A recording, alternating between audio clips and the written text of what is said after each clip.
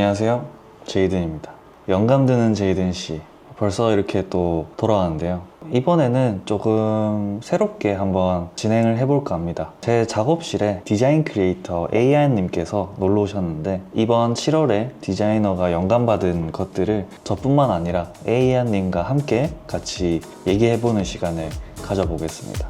그럼 바로 시작하겠습니다.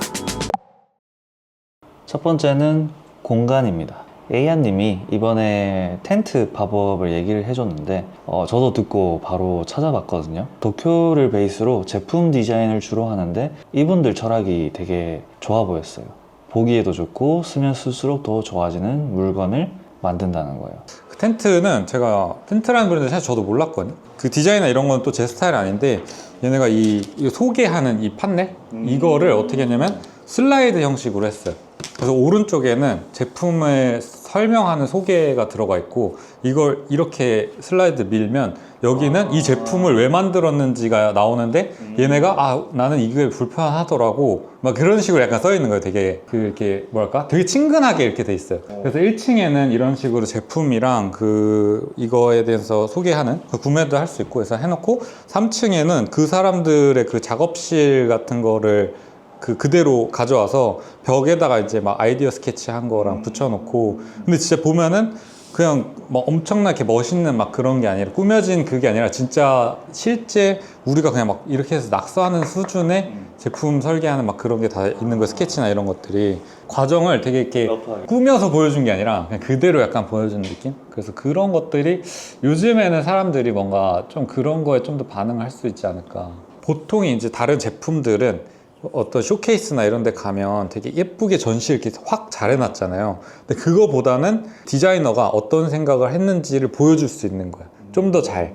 그냥 멋있는 거, 그러니까 꾸밈이 없다 그래야 되나, 오히려? 근데 저는 요즘에는 너무 꾸밈이 많은 제품들이 많다 보니까 오히려 사람들은 그 사람 냄새 나는 걸 더, 특히나 AI가 발전하면서 좀 더 사람 냄새 나는 거를 더 찾는 거 아닐까. 이렇게 하는 디자이너가 많진 않은 것 같은. 우리 이게 뭐 어떤 프로덕션에서 이렇게 해서 구성한 건지 모르겠지만, 보통은 이렇게 쇼룸이나 이렇게 팝업이나 뭘 가도 그냥 완성된 디자인들만 거의 이렇게 딱딱딱 있고, 막 그 작업실 풍경을 그대로 옮겨놓거나 막 이런 건 잘 없으니까 그런 것도 좀 색달랐어. AI는 사실 중간 과정 없이 그냥 얘기하면 바로 결과물부터 나오잖아요. 근데 이제 이거는 사람의 생각이라는 거는 이제 얘가 사실 할 수 없는 거지. 그래서 저는 요즘에 생각하는 게, 뭔가 디자인도 그렇고 뭔가 이제는 진짜 모든 분야에 이제 AI가 다 침투하다 보니까 진짜 AI가 할 수 없는 영역이 뭘까에 대한 그걸 엄청 많이 생각을 하고 있어요. 여기서 제가 AI님 얘기 들으면서 제일 좀 공감됐던 포인트가, AI 시대라서 오히려 사람 냄새 나는 게 더 와닿았다라는 부분이었어요. 이게 진짜 요즘 핵심인 것 같아요. 지금은 이미지든 영상이든 뭐든 몇 초 만에 뚝딱 뽑아내는 시대잖아요. 그러다 보니까 완성도 자체는 이제 흔해졌어요. 흔해진 만큼 막 엄청난 감흥이 없어진 거죠.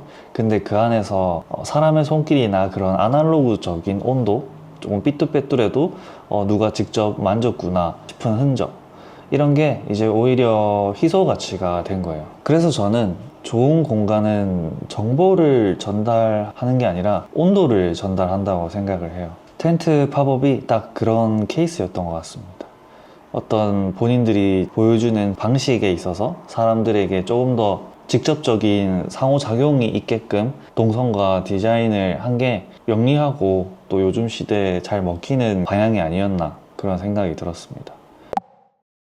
두 번째는 이미지입니다. 허강이라는 크리에이터신 것 같은데 인스타 아이디가 ki.iy예요. 이분은 그냥 피드를 쭉 넘겨보시면 제 말이 무슨 뜻인지 바로 아실 거예요. 이미지 감성이 진짜 장난이 아닌 것 같습니다. 제가 이분을 가져온 이유가 사진 한 장 한 장이 그냥 잘 찍은 사진이 아니라 무드가 있어요. 빛을 다루는 방식이나 색의 톤, 한 장을 봐도 뭔가 이야기가 시작되는 그런 느낌이 들어요. 정보가 아니라 감정이 먼저 오는 그런 이미지죠.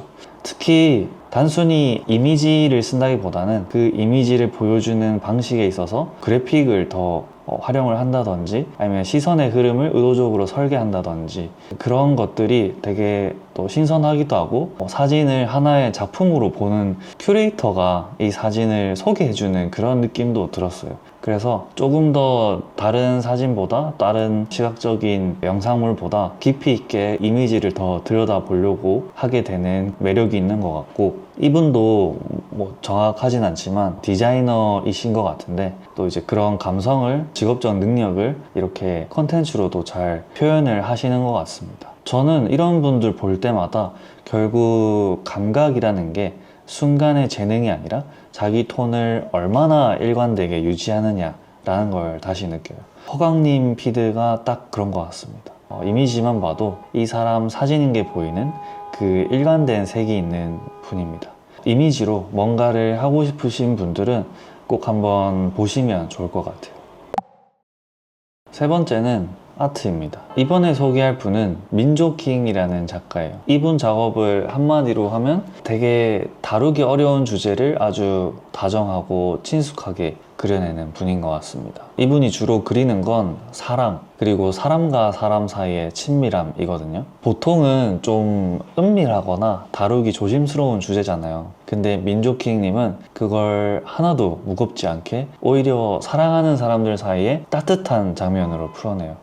실제로 이분이 하는 얘기가 이건 더럽거나 음침한 게 아니라 사랑하는 사이의 즐거운 순간이라는 겁니다. 그 관점이 그림 전체에 그대로 배어 있어요.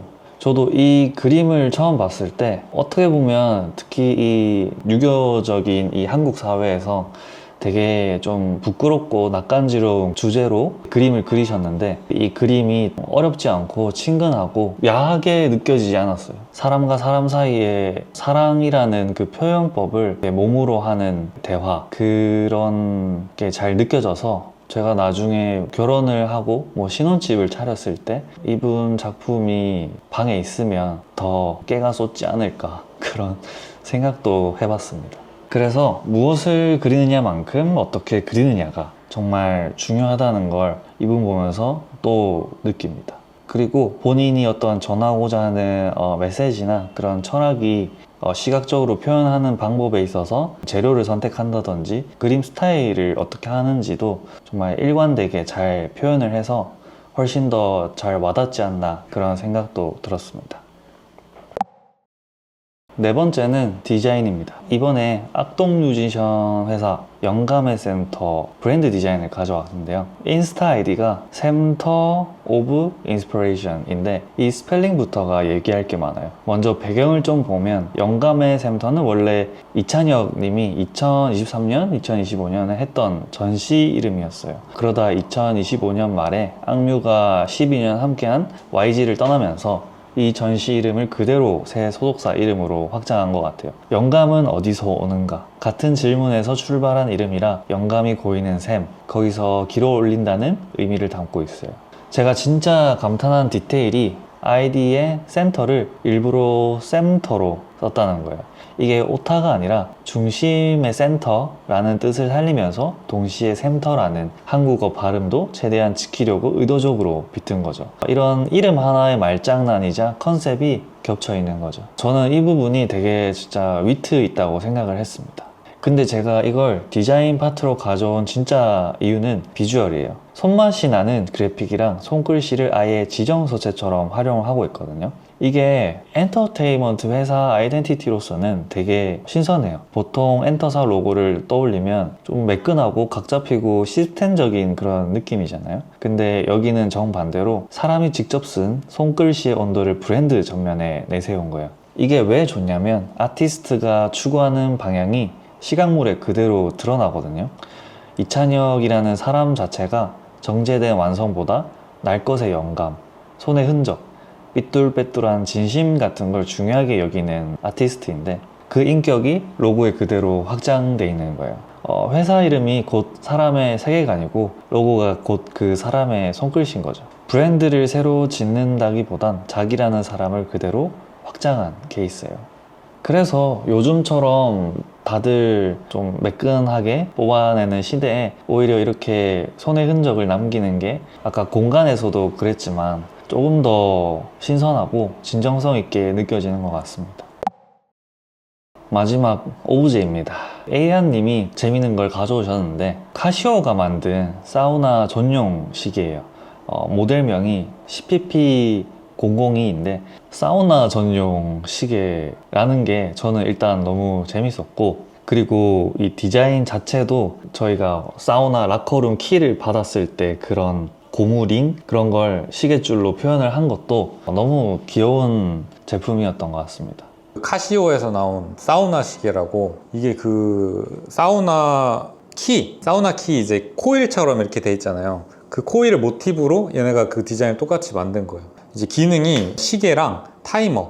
근데 이제 타이머가 사우나가 보통 12분 이상 하면 안 좋다고 해요. 뭐 거기서 이제 얘기하기로는. 근데 이제 그 12분 타이머가 딱 돼 있어. 그래서 이거를 클릭을 하면 얘가 0으로 딱 돌아가서 12분 타이머 이렇게 딱 해주는 거야. 거기서. 버튼이 두 개인데 이제 하나 누르면 그 전환, 그 일반 시계랑 그 타이머, 그 다음에 오른쪽 거 누르면 그냥 리셋. 그게 다예요. 엄청 단순해. 우리가 사우나 할 때 애플워치를 차고 들어갈 수는 없잖아요. 고장 날 수도 있고.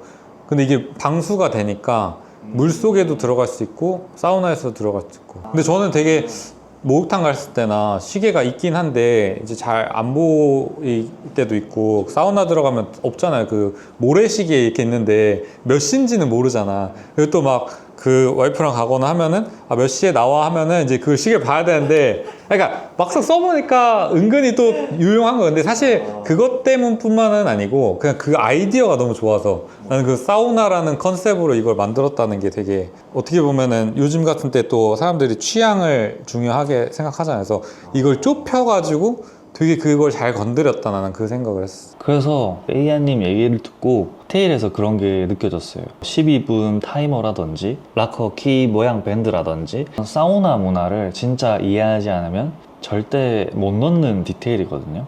뭐 또 실제로 지금 일본도 다시 좀 사우나가 엄청 인기가 있다고 하고, 지금 최근 한국에서도 웰니스가 뭔가 유행처럼 퍼지면서 다시 또 사우나라는 키워드가 좀 눈에 많이 보이더라고요. 그래서 이러한 지점들이 점점 어떤 사람들의 취향을 얼마나 잘 파악하는지도 좀 중요하다고 그런 생각이 들었습니다. 그래서 저는 이 시계가 좋은 디자인이 뭔지 되게 잘 보여준다고 생각해요. 파일을 넓히려고 뭉툭해지지 말고 오히려 좁히고 뾰족하게 가라. 그럼 그 안에서 진짜 팬이 생긴다 라는 교훈을 주는 오브제였습니다. 그래서 요즘처럼 다들 매끈하게 뽑아내는 시대에 오히려 이렇게 손의 흔적을 남기는 게 더 신선하고 진정성 있게 느껴지는 것 같아요. 오늘 얘기한 것들이 은근히 다 이 결로 이어졌습니다. 텐트의 사람 냄새, 카시오의 뾰족한 진심, 뭐 영감의 센터의 손글씨.